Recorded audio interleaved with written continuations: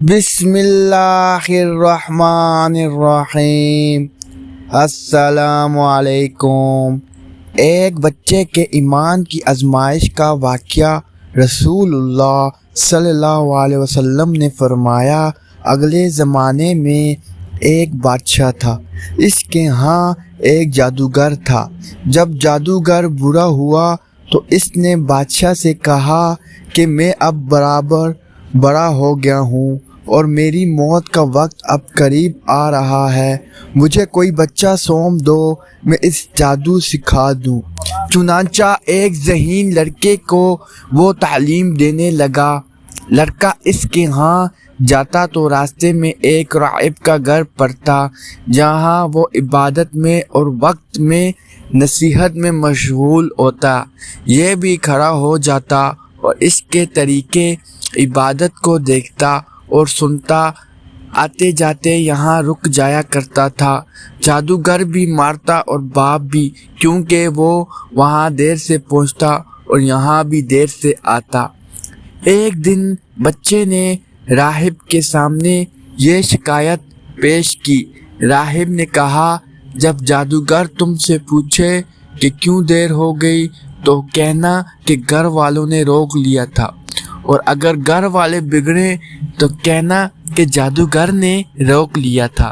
یوں ہی ایک زمانہ گزر گیا کہ ایک طرف تو وہ جادو سیکھتا تھا اور دوسری طرف کلام اللہ دین سیکھتا تھا۔ ایک دن وہ یہ دیکھتا ہے کہ راستے میں ایک زبردست ہیبت ناک سانپ پڑا ہے، جس نے لوگوں کی آمد و رفت بند کر رکھی ہے۔ ادھر والے ادھر اور ادھر والے ادھر ہیں اور سب لوگ ادھر ادھر پریشان کھڑے ہیں۔ اس نے اپنے دل میں سوچا کہ آج موقع ہے کہ میں امتحان لوں، راہب کا دین خدا کو پسند ہے یا جادوگر کا۔ اس نے ایک پتھر اٹھایا اور یہ کہہ کر اس پر پھینکا کہ اے خدایا، اگر تیرے نزدیک راہب کا دین جادوگر کی تعلیم سے زیادہ محبوب ہے تو اس جانور کو اس پتھر سے ہلاک کر دے، تاکہ لوگوں کو اس سے بلا سے نجات مل جائے۔ پتھر لگتے ہی وہ جانور ہلاک ہو گیا اور لوگوں کا آنا جانا شروع ہو گیا۔ پھر لڑکے نے جا کر راہب کو خبر دی اور اس نے کہا، پیارے بچے، آج کے دن تو مجھ سے افضل ہے، اب خدا کی طرف سے تیری آزمائش ہوگی۔ اگر ایسا ہوا تو لوگوں کو میری خبر نہ کرنا۔ آپ سے بچے کے پاس صحبت مند لوگوں کا تناتن لگ گیا۔ اس کی دعا سے معذر ذرائع، اندھے، کوڑی، جذامی اور ہر قسم کے بیمار اچھے ہونے لگے۔ بادشاہ کے ایک نابینا وزیر کے کان میں یہ بات پڑی۔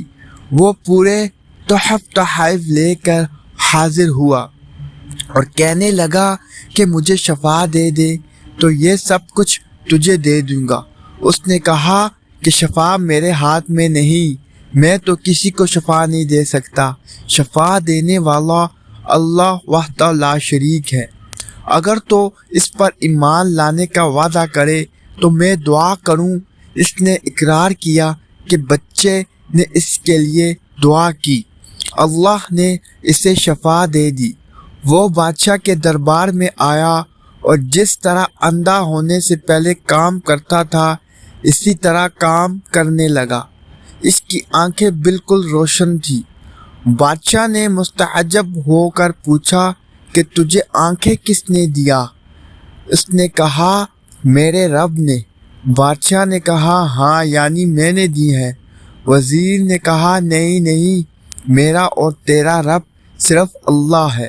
اب بادشاہ نے اس کی مار پیٹ شروع کر دی اور طرح طرح کی تکلیفیں اور پوچھنے لگا کہ تجھے یہ تعلیم کس نے دی؟ آخر اس نے بتایا کہ میں نے اس بچے کے ہاتھ پر اسلام قبول کیا ہے۔ اس نے کہا، ایسے بلایا اور کہا کہ اب تم جادو میں کامل ہو، اندھوں کو دیکھتا اور بیماریوں کو تندرست کرنے لگے ہو۔ اس نے کہا غلط ہے، میں کسی کو شفا نہیں دے سکتا، نہ جادوگر ہوں، شفا اللہ کے ہاتھ میں ہے۔ وہ کہنے لگا اللہ تو میں ہی ہوں۔ اس نے کہا ہرگز نہیں۔ بادشاہ نے کہا پھر تم میرا سوا کس اور رب کو مانتا ہے؟ اس نے کہا میرا اور تیرا رب اللہ ہے۔ اس نے اب اس بچے کو طرح طرح کی سزائیں دینی شروع کر دی، یہاں تک کہ راہب کا پتہ لگا لیا اور راہب کو بلا کر کہا کہ اسلام چھوڑ دے۔ اس نے انکار کیا تو بادشاہ نے اسے آرے سے چروا دیا۔ پھر اس نوجوان سے کہا کہ تو بھی دین اسلام سے پھر۔ اس نے بھی انکار کیا تو بادشاہ نے اپنے سپاہیوں کو حکم دیا کہ اسے فلاں پہاڑ کی چوٹی پر لے جاؤ، وہاں پہنچ کر بھی اگر دین سے باز آ جائے تو اچھا ہے، ورنہ وہیں سے لٹکا دے۔ چنانچہ سپاہی اسے پہاڑ کی چوٹی پر لے گئے۔ جب اس سے دھکا دینا چاہا تو اس نے اللہ سے دعا کی، اے خدا جس طرح تو چاہے مجھے اس سے نجات دے۔ اس دعا کے ساتھ ہی پہاڑ ہلا اور سب سپاہی لڑک گئے، صرف وہی بچہ ہی باقی بچا رہا۔ وہاں سے بادشاہ کے پاس گیا۔ بادشاہ نے کہا یہ کیا ہوا؟ میرے سب سپاہی کہاں ہیں؟ بچے نے کہا خدا نے مجھے بچا لیا، وہ سب ہلاک ہو گئے۔